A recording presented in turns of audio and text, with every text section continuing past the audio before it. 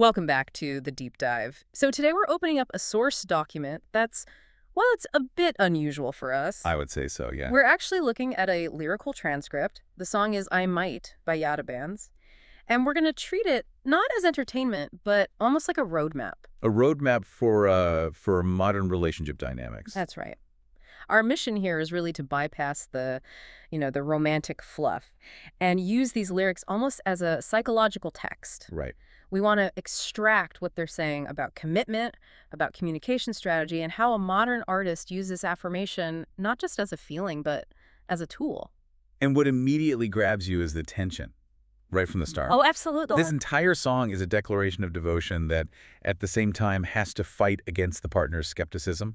The speaker saying, I'm all in, And the partner is just throwing up roadblocks, demanding proof. Exactly. But the really striking element, the part that's just analytical gold, is that moment the lyric shifts from general romance to this, clinical specificity.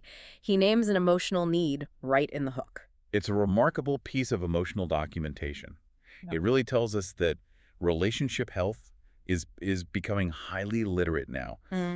But before we get there, we have to look at the starting point, which is the speaker's plea. Okay, let's unpack that, because the struggle is there right from the beginning. He establishes the stakes immediately, almost sounding desperate, saying, baby, I'm trying to be the one for you. Don't make this hard for me. Yeah, that line sets the whole tone. It's saying commitment isn't effortless. It's not a passive thing. It requires active cooperation. From both sides, even if the burden of proof here seems to fall entirely on the speaker. And what's fascinating is how he views the world. He sees it as just full of possibility, but the partner is completely focused on the potential pitfalls. Right. He's trying to show you that there's so much snow out there to see, and saying things like, the world is beautiful and crazy. He's trying to frame the relationship as this big, shared adventure.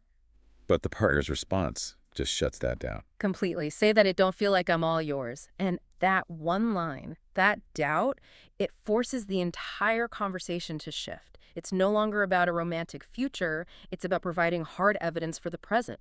The emotional labor there is huge. Building on that, even while he's facing this, powerful doubt, the speaker's internal certainty is just absolute. He states it so clearly. Yeah. Know you got my heart in your pocket. That's a great line. It's total ownership combined with deep vulnerability. He's literally giving the partner control. He is, and he doubles down on it later. He makes this non-negotiable vow. I could never let you slip away, not never. A double negative, yeah. It emphasizes it. The internal commitment is 100% solid, but the external validation is missing.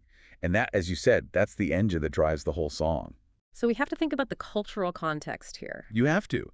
In an age of digital transience ghosting, constant revision, replacing connections instantly, the partner's skepticism might not even be personal. It could just be a defense mechanism. A defense against how modern dating works. So he can't just say, trust me. That's not enough. No, words are cheap.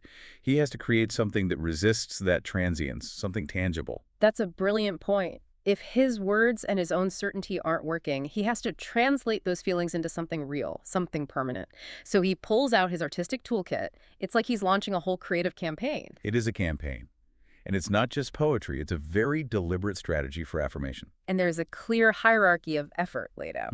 He starts with traditional, almost analog forms of devotion. Things that inherently take time and physical effort. Things that last longer than a conversation. He says, I could probably write you love letters. Maybe I could write you poems to show my love better. And I love how the repetition builds the intensity. He escalates from a tentative, I could probably, to the forceful promise, I'm gonna write your ass a love letter. Yes. That commitment to writing, not just speaking or texting, that's what transforms the words into a lasting record. It's evidence. It's something you can hold up against future doubt. And we should probably dive into why writing is so significant right now. It takes more effort, yes, but it's also an anti-digital strategy. What do you mean by that? Well, a text message, a DM, that can be deleted. It can be edited, refuted. A handwritten letter, a poem on paper, that's a physical object. It's a permanent artifact of an emotion. It removes the option of revision that digital communication always allows. So he's weaponizing permanence against her temporary state of doubt. Perfectly put. He's forcing sincerity through the choice of medium. But then he brings out the biggest weapon in the toolkit, the creation of the song itself. I might write a song about you. He's leveraging his unique talent as the ultimate proof.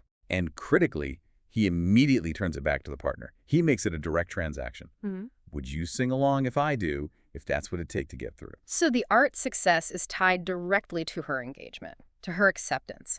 The grand gesture becomes this conditional exchange of trust. Yeah. But doesn't that risk undermining the